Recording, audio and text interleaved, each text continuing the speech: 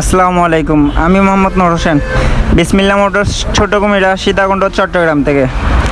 আজকে আমরা দেখাচ্ছি গাড়িতে গ্রিজ করার পূর্বে কীভাবে এই গ্রিজগুলো আমরা রেডি করি। আমাদের সুবিধার জন্য পুরা ভিডিওতে লাল গ্রিজ দেখানো হলো।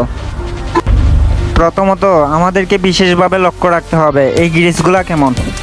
যদি গ্রিজগুলো শক্ত হয় সেগুলোকে একটু নরম করা দরকার, নয়তো মেশিনে গ্রিজ করার সময় অনেক সমস্যার সম্মুখীন হতে হবে।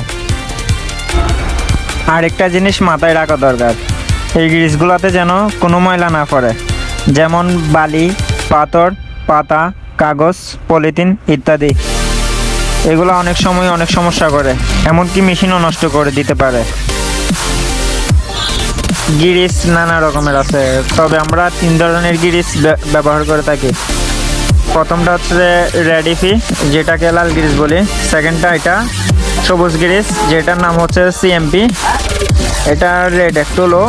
আরেকটা আছে ওইটাকে সাদা বা হলুদ গ্রিজ বলে।